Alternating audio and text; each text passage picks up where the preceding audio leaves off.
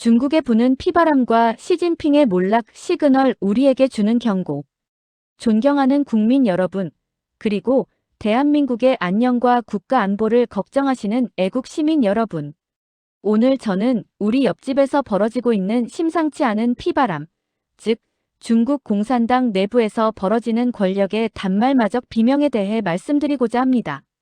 지금 중국 군부에서 벌어지고 있는 장유샤 중앙군사위원회 부주석과 류전리 합참의장의 숙청은 단순한 인사 개편이 아닙니다.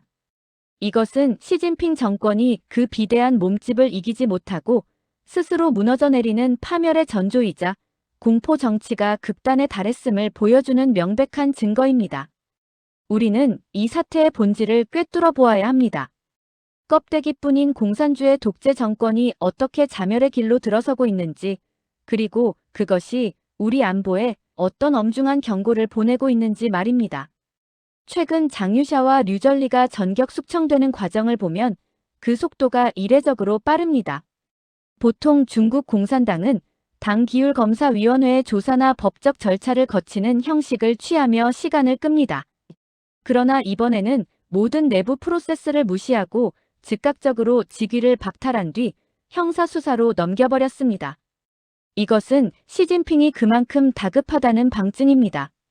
특히 주목해야 할 사실은 이번 숙청이 일방적인 학살이 아니라 군부 내 실권자들 간의 피가 낭자한 혈투였다는 점입니다. 원래 장유샤는 시진핑과 아버지가 친구 사이인 중마고우이자 시진핑이 군권을 장악하도록 도운 1등 공신이었습니다. 하지만 2022년부터 이른바 칠상파라, 즉 67세는 남고 68세는 떠난다는 은퇴 규정을 두고 두 사람의 사이는 완전히 틀어지고 말았습니다. 시진핑은 군부 내 입지가 너무 강해진 장유샤가 껄끄러워 은퇴를 종용했고, 장유샤는 너도 틀딱 노인인데 왜 나만 나가냐며 정면으로 들이받은 것입니다.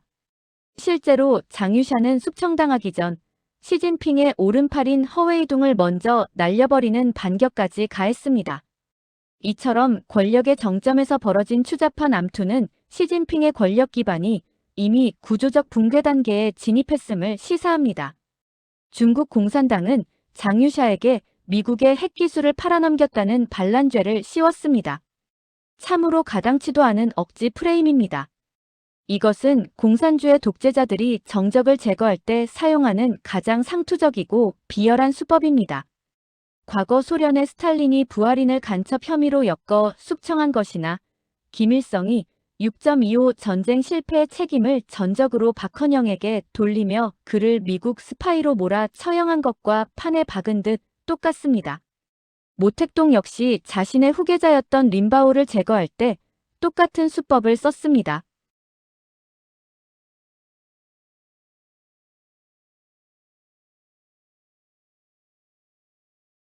미사일, 로켓 연료 대신 물을 채워넣고 발사대 뚜껑조차 열리지 않는 불량 무기가 판을 치는 것이 현실입니다.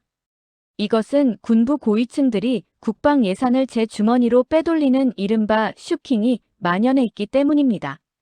350억 원짜리 전투기가 힘없이 추락해 방글라데시의 민가를 덮치고 미얀마와 나이지리아에 수출한 비행기들은 레이더와 미사일도 제대로 갖추지 못한 채 고철덩어리로 전락했습니다. 태국의 판 탱크는 엔진이 멈춰서서 웃음거리가 되었습니다.